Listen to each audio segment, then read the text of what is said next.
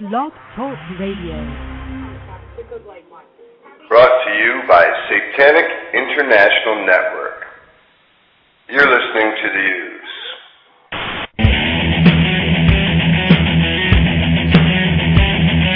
Looks like you got four big dicks in the room, so who's gonna fucking slap their shit down first?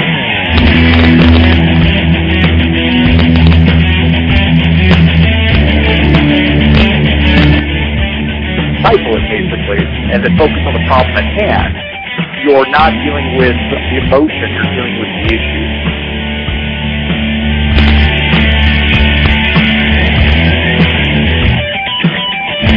Wish I had a big long-winded speech all packaged up today for you gentlemen, but unfortunately I'm somewhat bankrupt. Now on to our show. Thanks for tuning in. I'm Beastino. I'm with me on the air is Jason King. Jason, how you doing today, man? Oh, pretty good, man. Shades of the old, shades of the new, man. Gotta love it. Gotta love it, yeah. So today's topic should be excellent as soon as Mr. Dredd decides to dial in here. I'm really actually kind of interested to hear what he has to say. And me too, especially since we got in the chat room, we got Orgasmic Karmatic saying, who's the guest? Just a random person. And she knows Dan. So it should be interesting. Who is Dan Dredd besides just some random person? That's what this show's really about, I think. Because this guy's a mover and shaker, and I want to put him on the platform. We want to put him on the platform, right? Absolutely. Even though I don't agree with absolutely everything he says, I can say one thing: he carries a serious hammer with him. Yeah, exactly. I'm glad he hadn't been swinging in my direction, to be honest with you. That would be pretty cool, though, wouldn't it? If you think about it for a second. Yeah. Well, there's still like time, right? To in a debate. Yeah. Hey, there's Naga, right. Man. What's up, Naga? What's up, Dan Dredd, man? I don't know, man. I'm watching the switchboard like a hawk, dude, and I'm not seeing him up on here. I bet you know what I bet it is. I think he's using one of those, like, uber cheap methods of calling in. Like, it's got to be Skype. So, like, all right, let's set the headphones up. Let's do all that nonsense. No, I'm just kidding. Speak of the devil. Here he is. Dan, I knew if I called him out. What's going on, fellas? What's up, bro? Not too much, man. Got some snow on the ground today. It's fucking cold out. Well, you're Canadian. One of those you actually get the right to say that.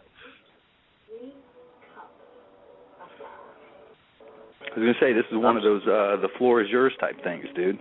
So, yes. Orgasmic Karmatic asked, who are you? I know who you are. Dude, don't take my lunch money, please. Whatever you do. Thanks. Floor is yours, right, man. I packed a lunch. So, yeah, where to start?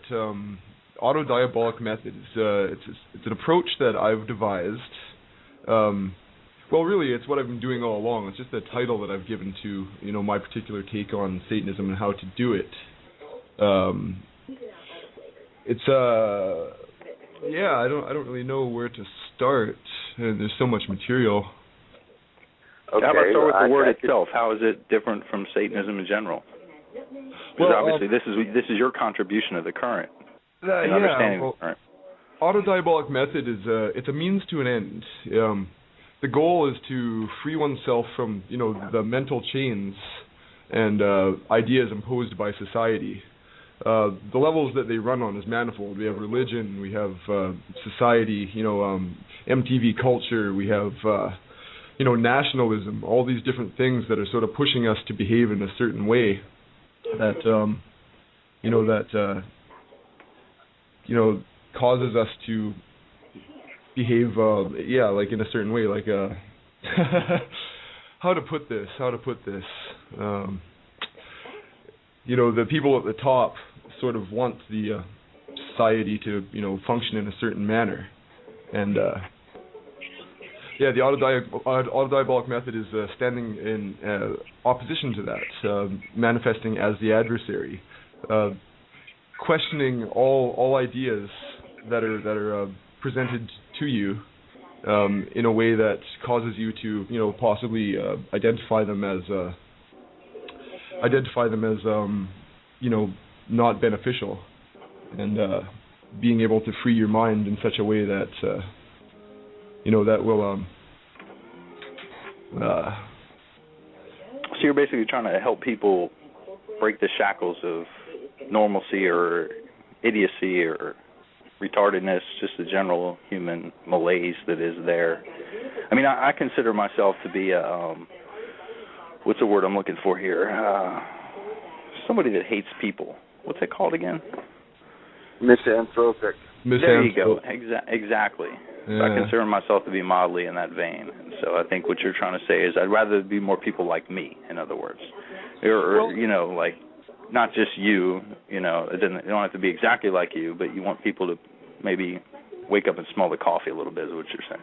Well, it's not really so much that I want other people to behave in a certain way, because I think that people in general behave the way they do for many reasons. There's people like the matrix of the control matrix that's imposed from the outside, whether it be the authority from religion or from government or all the things that we're expected to do. It provides a nice cozy blanket, and for most people, having that removed would be detrimental.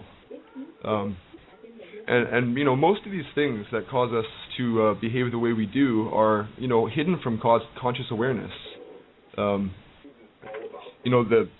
Most of what we are is subconscious. Our conscious awareness is only a small part of our personality, and that's where I got the concept of autotheism, which is something I devised or realized, I suppose, many years ago, where the consciousness is a small part of what we are, and the subconscious mind is basically what's guiding our actions, all these things, all our preferences, all our these things that were put into us, all throughout our life that are maybe not available to our conscious mind, but are still driving our behaviors and behavior patterns. So you think, in other words, that's the problem to be solved by an approach? Is that what you're saying? No, more what I'm saying is that if one has the will to do so, by applying the Autodiabolic Method, you can, manifest as the adversary, the countercurrent to all these things that society is driving us to, do and be, and, live a certain type of life, view all these things as good and other things as bad, the dichotomies that are presented to us, being able to question those things and really have a hard look at them, and further to root them out, which is harder than just thinking about them and realizing like, oh well, there's nothing behind this. Maybe I should not believe that anymore. It's harder than that. It involves a lot of personal work and a lot of introspection, and it's a constant process. No, I get that, but are you talking about yourself, or are you talking about people that are like what we might call plebeians, or people that are beneath us? Do you care about them at all? Do you want them to move forward, or is what you're saying is that's directed at somebody that's already, for example, an adept, or somebody that's already moving in the current, understands the current a little bit? I mean, what I'm trying to get at is who is the target audience? The Autodiabolic Method is obviously targeted to some kind of an audience. Otherwise, it wouldn't be a method. So who is that targeted towards? It's targeted at people that resonate with it. Satanists, people that are already on the path. I think that the majority of people, the plebeians, the sheep, if you will, are doing what they're going to be doing. There's always going to be slave religions. People want that. They crave it, and it's not for them. It's for the people that see the bullshit for what it is and want a way of breaking free of it, rather than being in accordance with it. Okay, I get you. You're talking to a select audience then. So yes. Satanists are already, kind of there a little bit. So what does your Autodiabolic Method help the average Joe Satanist accomplish that he would, not normally accomplish? Or how is it a better clarification of Satanism? Or what makes it different, in other words? How, again, getting back to that very first question an Orgasmic Karmatic asked, who are you? Are you just some random guy, or do you have something put it out there, dude? You know what I'm saying? Well, I find that even amongst the satanic community, there are right-hand path values that are overriding and overreaching, pretty much throughout almost everybody. Things like it's wrong to do X, it's wrong to do Y because of X and because of Y, but really there's nothing behind any of that. Like you can say it's wrong to kill, murder is wrong, or it's wrong to be hypocritical, or whereas really these are just externally imposed ideas that they're not wrong or they're not right. They're just ways of behaving that can either be useful or not useful depending on context. Well, that's true, but generally they thing to highlight right there. And what you just said about it being behavior that can either be beneficial or not beneficial. I just wanted to point that out because I think that's a very important point within what you're talking about. Yeah, I would say.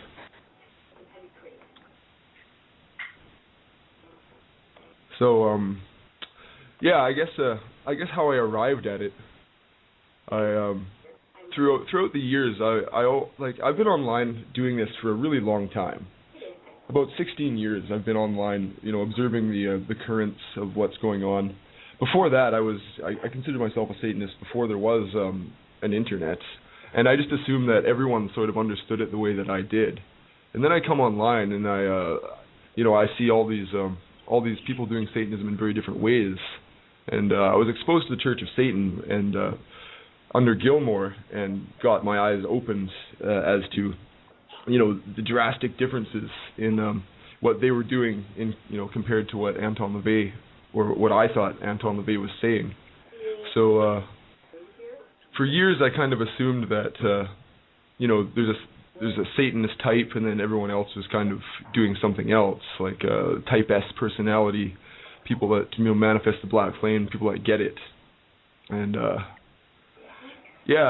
recently I've realized with the influx of all these serious Satanists such as yourself, Jason, and many others that are taking it to a new level, actually doing something with it. I come to realize that maybe I should try to put my personal views into words rather than just manifest them in life. Maybe someone would take some value from that. That's awesome, because if we get a bunch of hats, if everybody throws their hat in, then we can have a bunch of hats and we can build a clubhouse out of it. And I think that would be really cool. No, I'm just kidding. No, that's awesome. I totally dig what you're saying. So you're looking at, again, what is... pardon me for being retarded here. I'm sorry. The Autodiabolic Method. What exactly is that? What do you? I mean, the words auto and diabolic means self-diabolism, or Diabolus would be the devil, and it wouldn't be like Satan would be the adversary or something like that. But you're talking about taking the adversary into yourself. That's what I gather from you so far. It's like you get that reactionary vibe or whatever of question all things, challenge all things, etc. And then you go out and you confront the world with that. So how does that make a difference on the big scale? Or should it? Because, I don't necessarily know that I think it should. Well, we're just talking about something personal. It's not really so much about making a difference on the big scale. It's making a difference on the small scale, in the subjective universe. It's about sculpting your own subjective universe to the place where you want it, to free yourself from those chains that bind you into certain philosophical positions or ways of behaving. That those things that are deeply rooted within you, that are beyond what you consciously are aware of, and digging those things out of you and scrutinizing them and constantly. It's a lot of self-talk, a lot of self-argumentation, taking the opposite side of other... Let me pose this to you, though. I'm sorry to cut you off, but let me pose this to you. If they're beyond your conscious awareness, then how can you become conscious of them in order to direct change upon them, which is what you're talking about. You're saying a lot of introspection, a lot of stuff like that. That's all conscious directed behavior. And you're talking about the subconscious. You know what I mean? Which would be something that would not be observable by the conscious mind. So how can one direct behavior upon that? That is a very good question. And that the way that you arrive at these things that are buried is to dig, mentally dig, question, think. Always be the adversary, even in your own mind, be the adversary to your own ideas. If you believe something, question it, think about it, try to come up with counter positions. And this is a constant thing. And it sounds like a simple thing, but it's really something that not a lot of people actually do. Or you're basically talking about like a Mozart, like a blind sculptor, like somebody that can't see the thing they're working with because, again, you're saying it's subconscious, but that has hands on it somehow, like is touching it ever so remotely and then sculpting it blindly in a way, but still being able to produce like a Mozart, a blind composer, somebody that was, could see beyond. Is that kind of what you're saying? In a way, but it's more about bringing those things that you're not aware of, into your conscious awareness and then dealing with them there. Well, how do you do that, though, is what I'm saying. How do you transition the one into the other? Well, it's like I say, it's a constant process. Just questioning your ideas, especially faith-based values, right? Things that don't have anything behind them. Question ideas, then question the premises behind those ideas, and question the premises behind those ideas, and see where it leads. See if there's a rock, like a bedrock. It actually leads, believe it or not, to nihilism. Or if there isn't. Well, nihilism, that's a good point. I guess I could be described as a nihilist in a way. I don't think there's any ultimate meaning to the universe.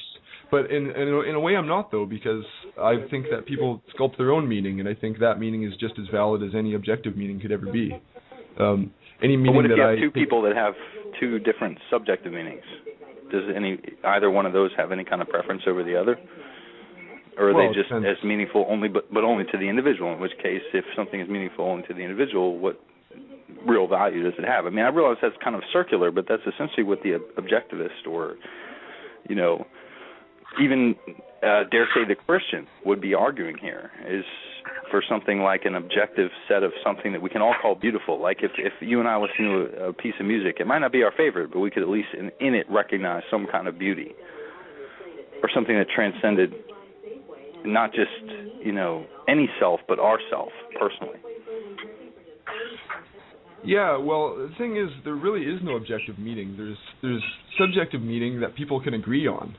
That's the closest thing that we have. And where I'm coming from, I don't really think that it matters if anyone else agrees with what I value, because I will still value it the same regardless. It's a very individual thing. It's very centered on the individual. What other people are doing is very secondary and quite irrelevant.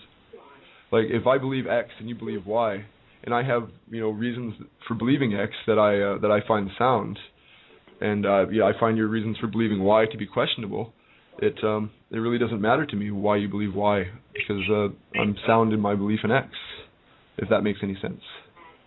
No, actually, that did make sense up until that very last thing that you said, which, to me, again, I mean, your position, as you said, was to kind of be an adversary to thought, and an adversary to concepts and ideas. Yes. In which case you should always be acting in that regard towards yourself and towards your own ideas, because, again, your own ideas are always going to be, according to your model, they're always going to be these conscious kind of overlays over top of this subconscious like field that you're just trying to reach and grasp blindly, right? So you should always have that same attitude towards your own ideas, even more so, right? Because your own ideas are the ones that have been the best tested to you, right? So, yeah, even things that you see as axiomatic should always be tested and questioned. But if something is operating on a level where it's effective for you, go ahead and use that. But that doesn't mean that it's authoritative. There will always be something that might supersede that. So it's always best to keep an open mind and keep questioning it and keep looking at it for with different perspectives. And when you gain new data, to look at it with that and filter it through that. The objective really is to get to undefiled wisdom, to free yourself of all these erroneous beliefs that most people carry around in spades, and try to get as close as you can to undefiled wisdom. But if there's no ultimate authority for belief, then who determines what these false beliefs are? It seems like you want your cake and you want to eat it too, in other words. Yes, I do. I like cake. That's always the best way to do it, in my opinion, but, elaborate on that a little bit. I mean, how do you counter that objection, which is relatively simple, but at the same time is seemingly devastating to such a pure subjectivist position? If there is no objectivity, then any statement that you make, well, you're basically saying it's only good for you. And so here's what I'm doing, and it's cool with me. And if anybody likes it, that's cool with them too. And I'll just be cool in the commune or something like that. Right? No. You misunderstand me. It's not that there's no objective universe. There is. We all live in the objective universe. We can only experience it through subjective means. Of course. But you can move towards objective truth in in contextual truth about things. What's the context, though? I mean, you're saying that basically you can judge something against something else. So that something else then has to be grounded in stone. It's your background. Well, I think that there is an objective universe, and obviously we're living in it. We all experience it in a similar manner, but to really get at it involves a lot of work, because a lot of us see the world in ways that are influenced by faith-based beliefs, things that they're told that they've never really examined, and it taints their view of the world. Whereas if you can really examine everything, every belief, every axiom, and try to move towards that objective truth in context, like there's no truth with a big T. There's only truth in little t's in regards to certain things. I get that, but when you use the word context, what are you talking about? You're talking about judging it against something else that is more sure. That's roughly what you mean by context, right? Or it would be a visual contrast, like judging it against the background of something that we know to be true. Like if you and I both go outside one day and say, okay, yes, the sun is yellow. Okay, we both agree on that. That becomes a context of our conversation at that point. So what is the larger context, the context that everybody shares? Is there such a thing as a context that everybody shares? Or? Well, we're all material beings. We all live on the earth. We all, are generally biologically similar. We all behave according to the way that we've evolved on this planet, with a few exceptions. People, act generally the same. They're motivated by the same things. We're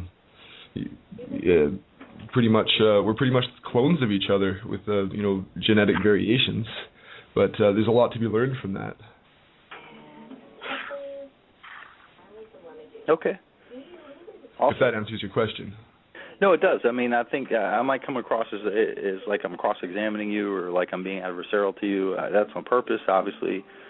I wouldn't have it any other way, Jason. Exactly. I knew that. That's why I'm going at it this way, is because that's the best way to, like you're saying, contrast. Put things up against the background that you can judge it against, or what have you. So,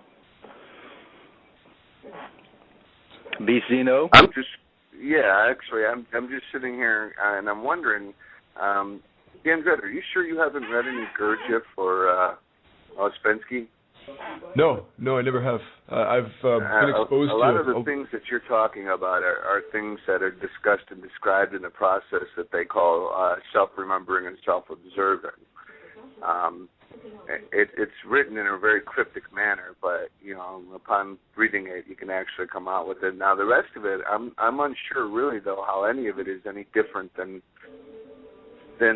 ideas that I think have been present within the satanic current since, well, at least me coming into it. So that would be sometime in like 94, something like that. Well, it's not so much anything new. It's that Satanism has diversified to a point where when you say the word Satanism, it can mean a wide variety of things. I kind of consider myself old school. I'm kind of bringing it back to where it was, or where I perceived that it was. And Autodiabolic Method is just my way of saying, describing a certain element of actually progressing and doing Satanism as a verb. I think, Satanist is a noun, but Satanism is a verb. It's something that you do. And this is just my way of doing it, by constantly attacking and questioning ideas, and discarding the ones that don't hold water, and holding on to the ones that do. So let me get this right. In your mind, Satanism is an esoteric quest for self-understanding. Well, I don't know if I'd put it in those exact words, but the spirit, sure. Okay, I'm just trying to figure out, the ins and outs of this. I mean, I like the line of questioning that Jason was coming at, but there are a few things that just seemed unclear to me still. Yeah, well, that's what I'm here for. Any questions you might have, definitely ask them.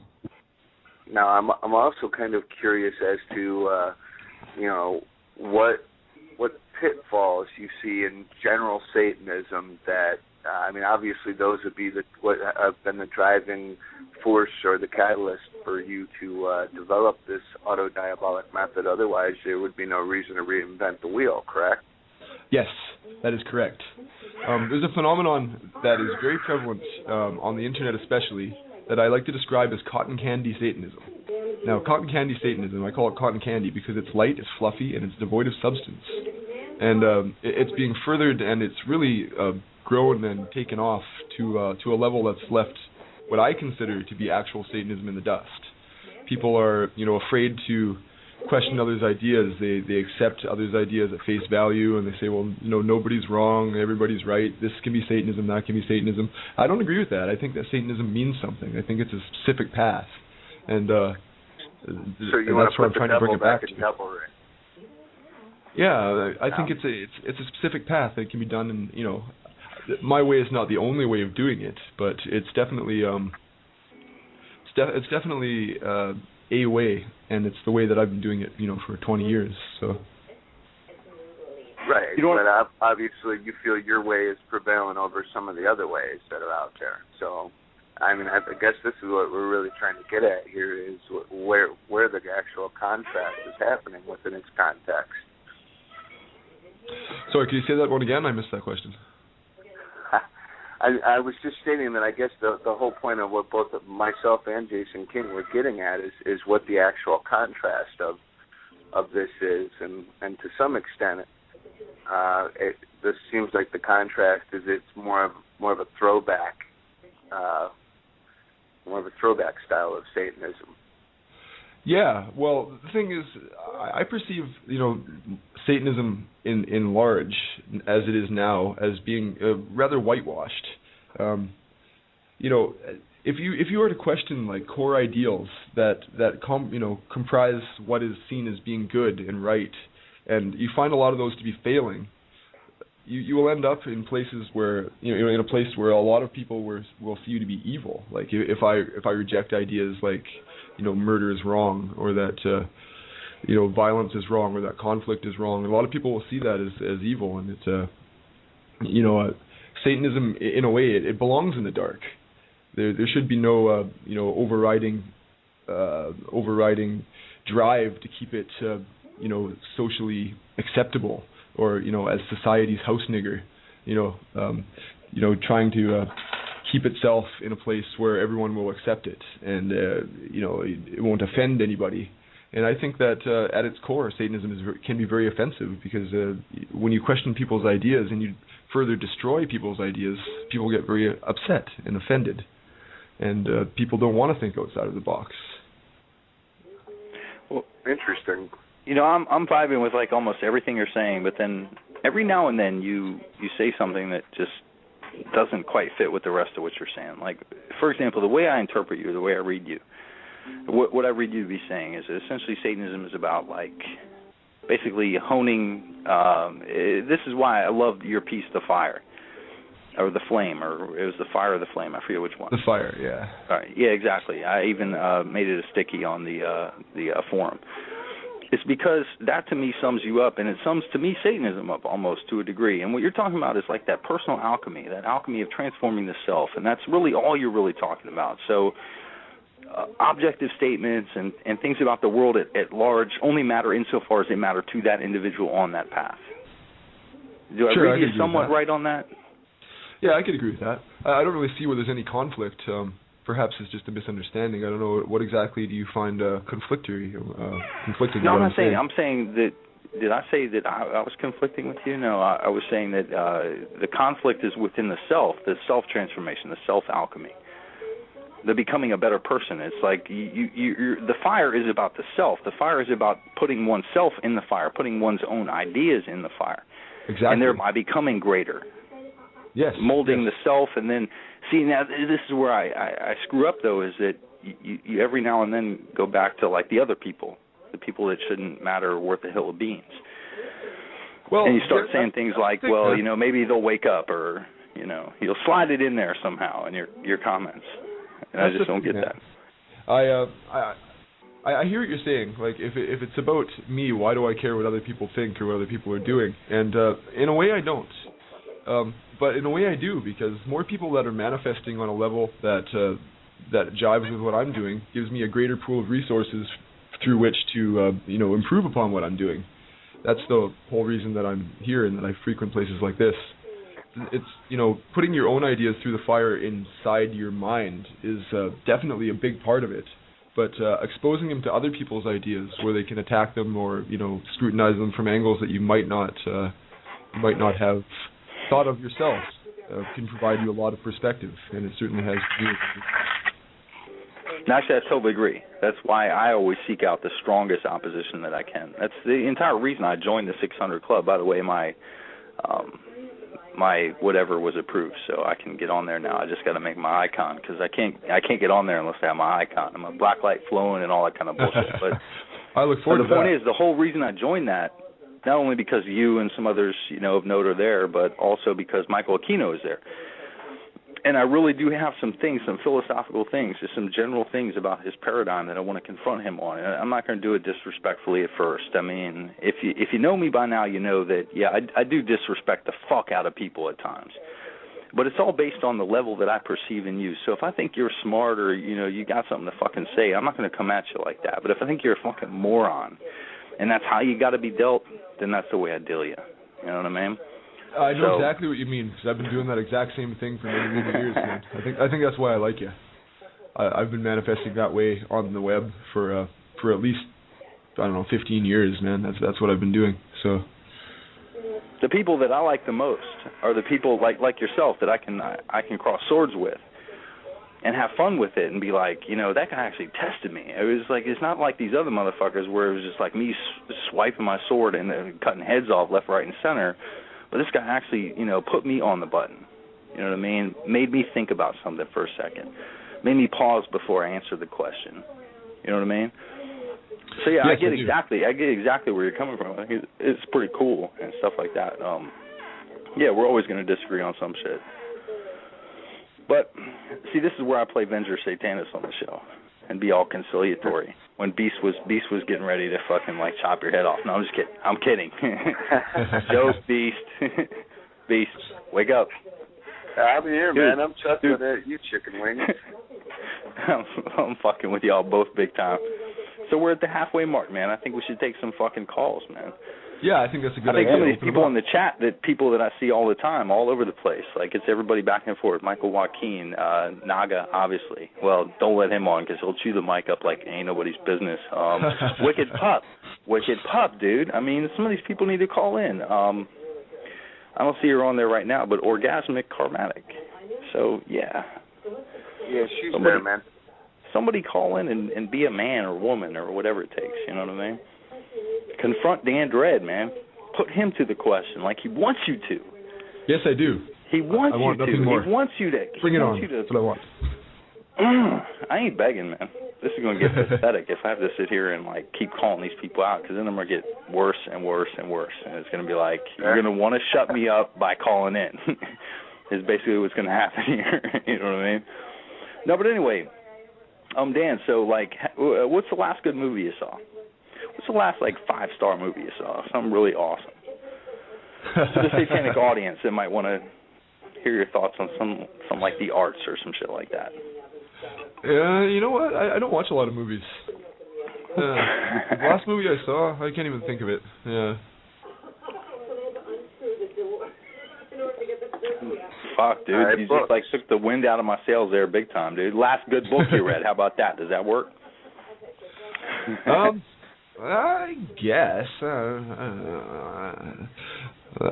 Until we get one of these pansies to call in, because I'm really starting to get tired of these pansies. Hold on, I'm going to start calling them out. Michael Joaquin can't stop typing, but yet he can't seem to call in. Wicked Pup, you too, buddy. What's up with both of y'all? Orgasmic. I am connected to Skype. Okay, dudes, check out the, whatchamacallit, switchboard. I'm on there. She ain't shown up yet, man. But oh, he's calling you a liar. You better call in, man. He's calling you a liar, dude. No, anyway, I mean, this can't be a stand-up, dude. Somebody else talk. Fuck it. Dude, y'all go suck, get 13. Man. Go get 13, man. Leave me alone, man. This is 23. No, I'm just kidding. You know, what I actually think's great about Dan Dredd is in the Sin International chat room, he is is it Molson beer? It's like a fucking rolling advertisement for it. yeah, Molson Canadian. Sometimes I'll drink that stuff, but that's like Budweiser for Canadians and shit, right? Yeah, I guess so. I guess you could say that.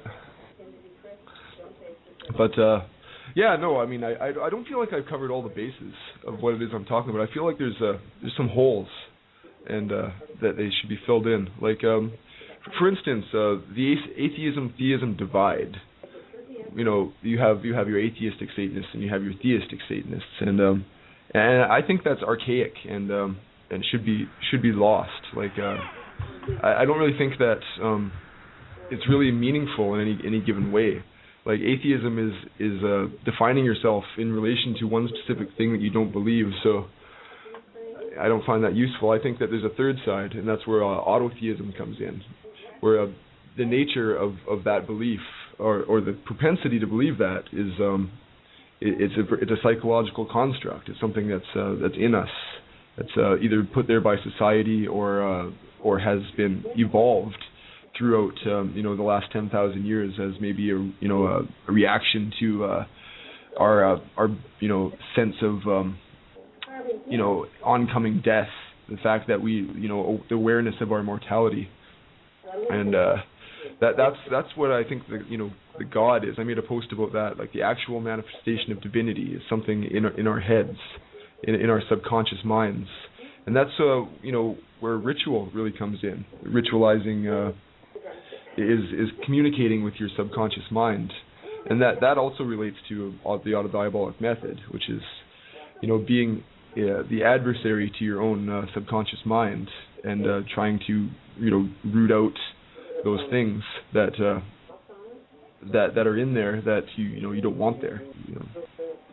All right, real quick, let me interrupt you. We actually Naga Shiva is now on the line as well, so if you'd like, I'll light him up. Yeah, bring him on. All right. If I can get this to work here. Hang on. Oh. There we go. Naga, are you there? Namaste. Namaste, bro. Afternoon, Naga. I'm interrupted when I'm calling in via Skype, so I can't tell what occurred during the period of the show. I have a number of things I've been either asking in the chat or have written down here as questions in order to understand the Autodiabolic Method more completely, and so I can contribute those. The first thing that occurred to me was, are there limitations of those who may employ the Autodiabolic Method, and are there limitations to which it might be used or to what it might lead? No, that's the thing. It can lead to a very dark place. It all depends on the individual pursuing it. If you take it too seriously, or seriously enough, you can end up in a place where others might view you as being a very dark or dangerous individual. When you lead away from the constructs of society, you can go somewhere that's much darker and more dangerous. And are there any differences between autotheism and autodiabolism, or autodiabolic method? Yes, another very good question. Autodiabolism is a method of achieving autotheism. Autotheism is becoming your own God, manifesting your own subconscious desires in the real world. And autodiabolism is a method of sculpting, through those ideas to achieve that. It's a process. Autotheism is the thing, whereas autodiabolism is the opposite. It's the method of getting to the thing. It's the tool to arrive at that, to get to where it is you want to be, or maybe not where you wanted to be originally, but where the journey is it's long and arduous, and knowledge can take you sometimes to places that you don't expect. Are there other methods that you consider to be legitimate in an application in Satanism as compared to autodiabolism? Well, that's the thing. I don't really see that there's a lot of people that actually do Satanism. There's a lot of people that will claim the title and then, sit on the literature offered by Anton LaVey and not really expand on it or think about it that much and just sort of live their life according to that. And that's fine, too. I have no problem with that. But, the more I hear about the fourth way, it sounds kind of interesting. It's an actual way of doing something with Satanism, but it really seems like that area is lacking. Which area do you mean? I wasn't sure. The area of actually doing it as opposed to just living it, like an actual formula or way of actually going about doing Satanism, improving yourself, becoming more than what you are, rather than just sitting on your laurels and saying I'm a Satanist, this is what I am, and not really moving from there.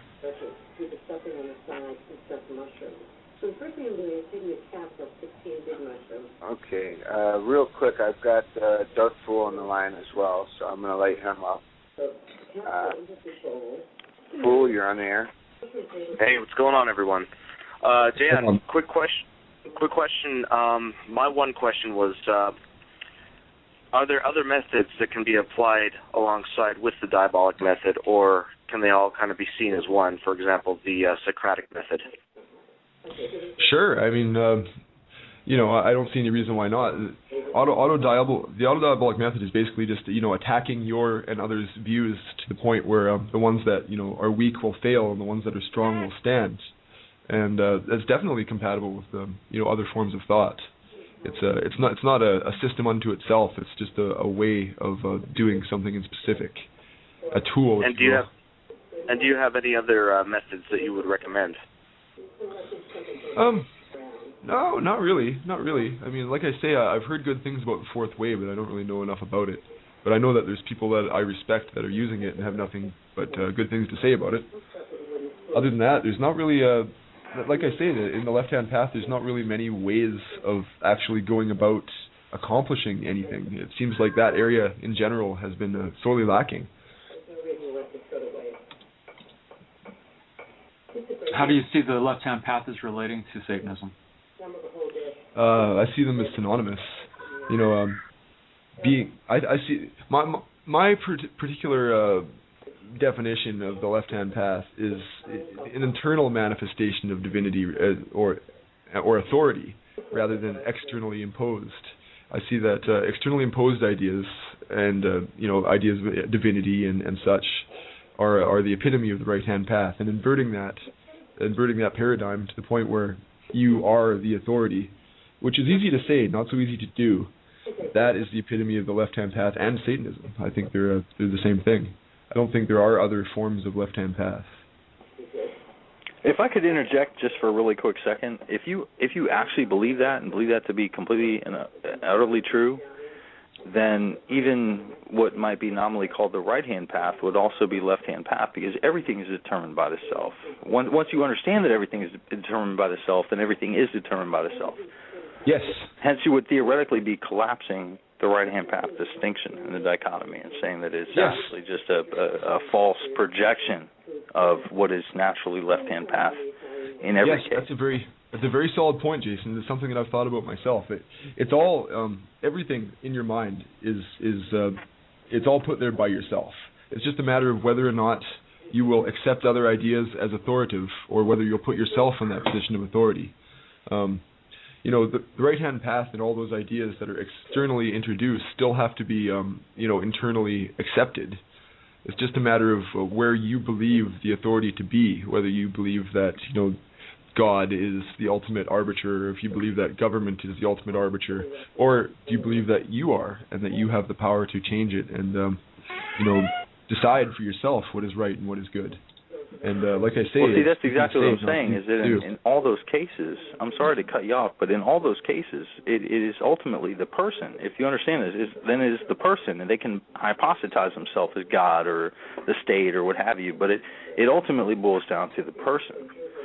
They are creating that thing. If you believe this, is what I'm saying. I believe it. I mean, I believe these things are mental projections, but at the same time, if you believe that, then they're mental projections for them also, which means that the creativity in those ideas, or their ability to influence affairs one way or the other, becomes centered on their self. And so what I'm saying is that, metaphysically speaking, what you're saying is that the right-hand path is an illusion. It has no real, reality. You know what I'm saying? Because there could be no thing other than the self with which to actually merge or actually divest oneself into. It's all an illusion created by the self, which means that it is just a hypothesis of the self. Yeah, you've nailed it. That's it. There is no, nobody's doing anybody's thinking for them. All they're really doing is introducing these ideas for people to accept or not accept, and most people will accept them. And it's not even a purely conscious level, like I was saying before. A lot of these things that you're taught as a child or as a young adult, or things that you have learned and then consequently forgot about. They're still in your subconscious mind. All these the chains, the influences, the current that's pushing us to be a certain way and act a certain way. The things that those in power want, those at the upper strata want, those at the lower strata to be manageable, to keep society rolling in a way that is beneficial to those that have the power rather than those that don't. Autodiabolic Method is about taking the power back, rejecting those things that are given to you, and deciding for yourself what is right, what is good, what is what things mean, what's behind these ideas that we're just expected to just accept and swallow without questioning. Yeah, that separates it from the right-hand path, in which one just accepts what it is that one's given, or regurgitates what's provided to by one's outside authorities. Yes, exactly. Yeah, but Naga, what I'm saying is, once you understand that, there is no actual outside authority. Like, for example, let's say I looked at you as Guru. Let's say I called you Guru. My calling you Guru would be entirely within myself. That would be a power that I had given. It was my own power, and I had given it to you to bestow on me. You understand what I'm saying? I understand exactly what you're saying, Jason. Perception is everything. I was talking to Naga specifically, but I'm glad you get it. You know what I mean? But no, I do too, but I think Dan's answering fine. Go ahead, Dan. Yeah. Perception is everything. Whether you perceive yourself as the ultimate authority, or whether you perceive, the deity as, or the government as, or whatever. Whether you want to, whether you think it's legitimate to submit yourself to something else and just, relegate yourself to being secondary, or whether or not you don't. That is the line right there. But okay, see, this is what I think. I'm sorry to do this, okay, but what I think you're both missing, or what at least you're missing, is that whatever this other thing is that one is ceding authority to, if one understands your position exactly as the way it is, there is no other thing. It is yourself that you're ceding the authority to. Do you see what I'm saying? I do. So whenever you use the words, like you use the words about other people and stuff, you're really indicating the self, just in disguise, like the ignorant self, or like the self that cannot transform that particular state of affairs. Right? Well, sure. I totally understand what you're saying. Like I say, nobody can think for you. You can either accept what is given to you, right? And then, in your mind, you believe that is truth, or you can not, right? Obviously, it doesn't matter if you follow the right-hand path, the left-hand path, the middle path, whatever. It's still your mind that ultimately decides. It's everybody's mind that ultimately decides for themselves. But it's just a matter of whether you perceive that to be the case or whether you do not. That's the line. Okay, no, that's awesome. That means, okay, dude, I just hate to do this to you, but that means you're an idealist. You're an idealist. You're actually a philosophical idealist. I don't know if you know this or not, but you're a philosophical idealist. And it's cool. There's nothing wrong with that. I'm just saying run with it, dude. But you are philosophical. So? You want to think you're a realist, but you're actually not. You're an idealist, which is cool, like I said, but... I don't think I am. I don't understand what you're getting at. Naga, nobody asked your opinion. No, but since you offered it, go ahead and give it to us. No, I'm just kidding. I agree with Dan completely, and I'm interested in more on what he has to say about it. Oh, me too, but you said that you agreed that he was not an idealist. Well, I'd like to know exactly where you perceive there to be idealism. Obviously I'm missing something here.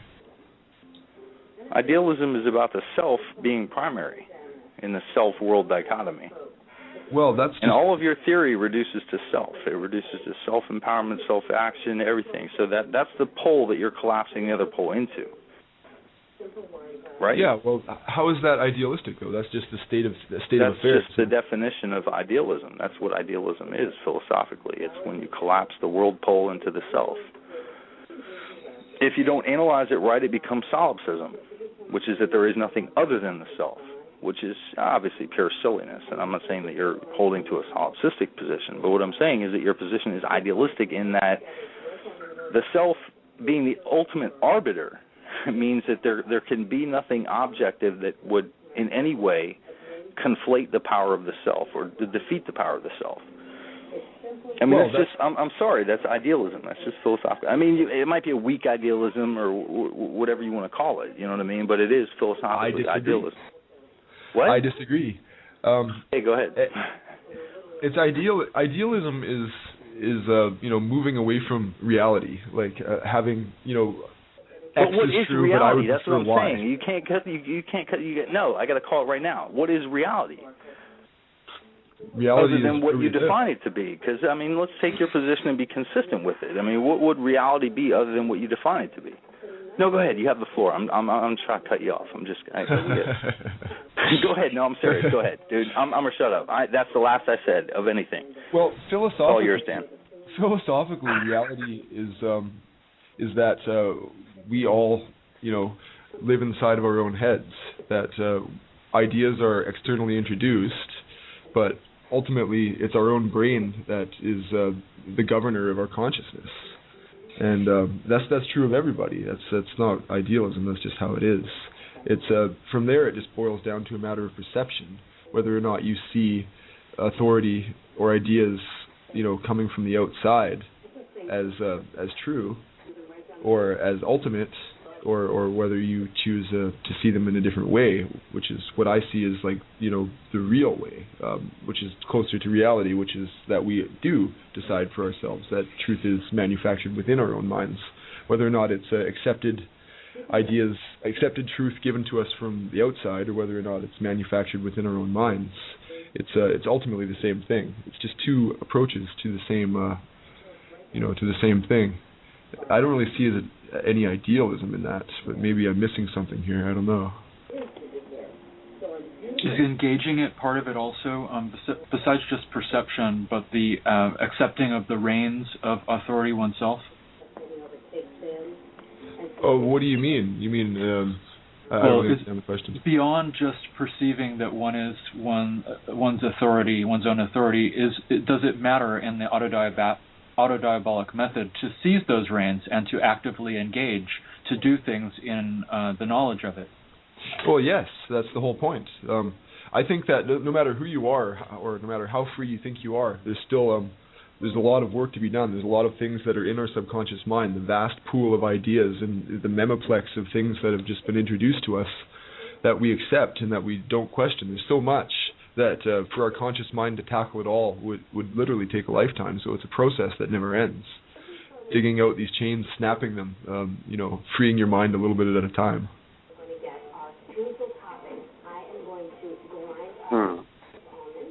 Interesting.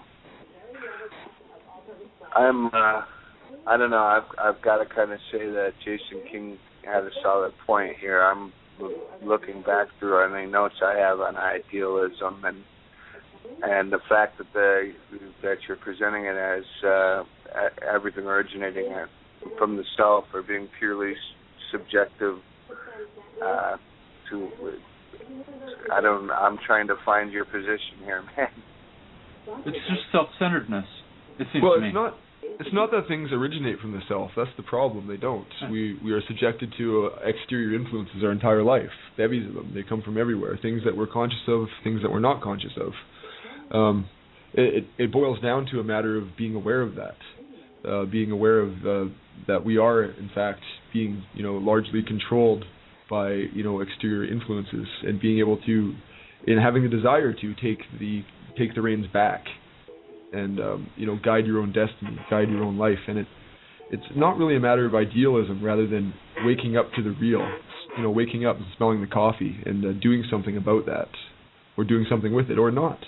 Many people are very comfortable just to live in the cushy paradigm that is provided for them, and that's the essence of the right-hand path right there. Okay. Well, I mean, I don't disagree with you at all. As a matter of fact, it's very similar to my own thinking. But, there's no reason to split dictionary terms. I got to say, I'm looking here. We got about 5 minutes left in the show, and I really, before this show goes out, man, I want to say I just respect the hell out of what you're doing out there. You're always quick to call bullshit, and if you ask me, you don't ever do it in an overly dickish manner. It gets what it deserves. It's paid in its own weight. So I think that's really cool. I like the ideas you've presented here, and I'll be interested in exchanging with you outside of here more. Sounds interesting. Sounds like something that could be done. Definitely. I mean, honestly, yeah, man. I mean, this has been one of the most interesting shows that I myself have participated in. Well, thank you. Cool. I'll take that as a compliment coming from a guy like you. Well, it's definitely a compliment, man. Now, what's really kind of funny here is that Chicken Wings will now remain quiet for the rest of the show, just because he said he would shut up. Well, no need for that. I enjoy my exchanges with Jason King. He brings a level of scrutiny that I enjoy. I enjoy being on both ends of that, because anything that can make me question my own paradigm or refine it in any level. Like you say, I do tend to be confrontational on forum posts in exchanges, but that all boils down to what I'm getting at and what I've been talking about here all along. It's a matter of putting ideas to the fire, scrutinizing them, manifesting yourself as the adversary to cut through the shit to get to the bedrock, if there is bedrock, but at least move closer to what I perceive as the bedrock. Well, I absolutely agree with you. It's important that you come to your own bedrock for sure. I think it all definitely hinges on what you ultimately value or think are the most important things in life and how you prioritize them. But regardless, I don't see much error in your method, other than maybe it's just giving an orange the name apple instead. But that's not really important. It's still fruit. Well, that's why I thought about calling it autodiabolism, but then I thought to myself, it's not really anything new. It's not its own ism. It's a way of approaching Satanism. Satanism is what it is. If it seems like there's no new ideas here, they're not. There is no new ideas. It's just a matter of focusing on a certain element of Satanism, which I think is very important and has been largely overlooked or even lost in general in the satanic manifestation, satanic community. And I think that it just needs to be focused on more and brought back into the light. And that's what I'm trying to do. Right. Now, one last thing, because it just crossed my mind. Are you for reactive or proactive Satanism? Proactive.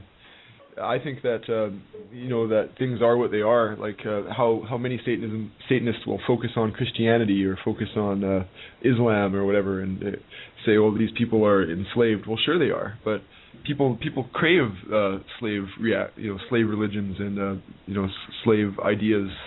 They like to be comfortable. Most people don't want to question. They don't want to dig. They don't want to go out of their comfort zone.